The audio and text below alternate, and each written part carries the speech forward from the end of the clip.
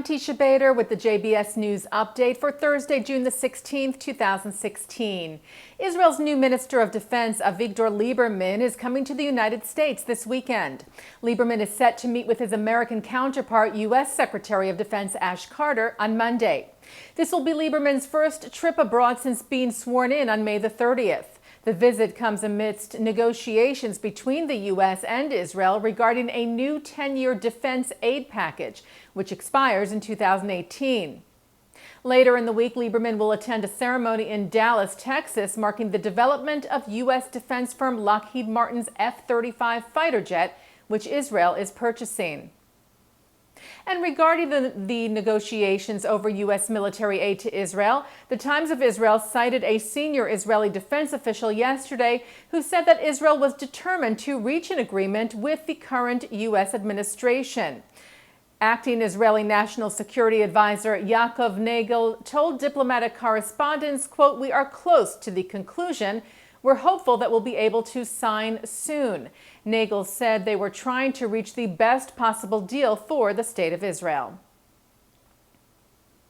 Poland's foreign minister is on an official visit to Israel this week. Witold Waszczykowski arrived in the country on Tuesday. Yesterday, he met with Israeli Prime Minister Benjamin Netanyahu, who told the foreign minister, "We have a growing friendship, and I look forward to the opportunity to discuss in concrete ways how to make it even stronger." The two discussed the fight against global terror, among other issues, and Netanyahu echoed his earlier sentiments to NATO ambassadors this week that like-minded countries should cooperate on such matters.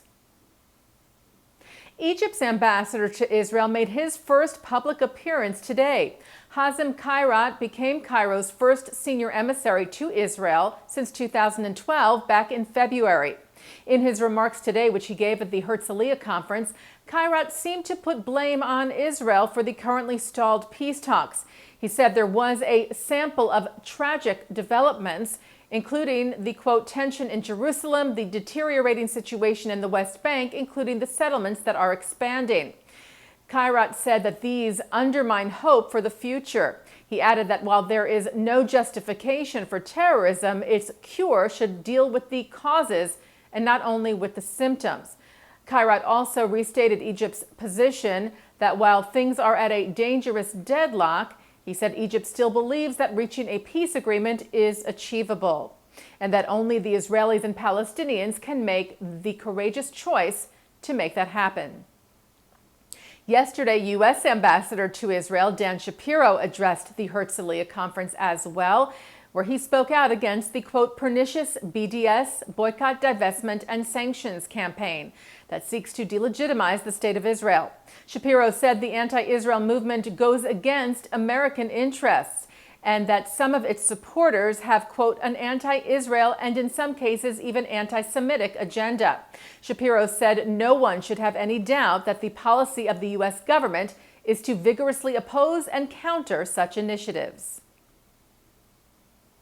The IDF tank seized by Syria during the 1982 First Lebanon War arrived back in Israel today. The tank was lost to Syria during the particularly difficult Battle of Sultan Yaqub, in which 30 IDF soldiers were killed and 3 were missing in action. The tank has been in Russian possession for decades and was returned to Israel last week in an official gesture from Russia to Israel during the meeting between Russian President Vladimir Putin and Israeli Prime Minister Netanyahu. The tank will most likely now be displayed at the Armored Corps Museum in Latrun, just outside of Jerusalem. And taking a look now at some entertainment news, another Israeli TV show has been picked up by Hollywood. Fox International released a statement this week saying that it has purchased the rights to the Israeli drama A Very Important Person and will create its own version of the show, which focuses on actor Yehuda Levy and his own struggles in his career. And taking a look now at our programming for tonight on JBS for Thursday, June the 16th. At 7 o'clock, Mordechai Becker looks at Rabbi Akiva in the Talmud. At 8, a look at the War of Independence. At 9, Mark Golub sits down with former Israeli Ambassador Yoram Ettinger on L'chaim. At 10 o'clock, journalist Leon Wieseltier weighs in on Israel's fight for survival. And coming up right after this newscast tonight at 6:30, it's In the News with Mark Golub. And that's the JBS News Update for Thursday, June the 16th, 2016. I'm Teisha Bader.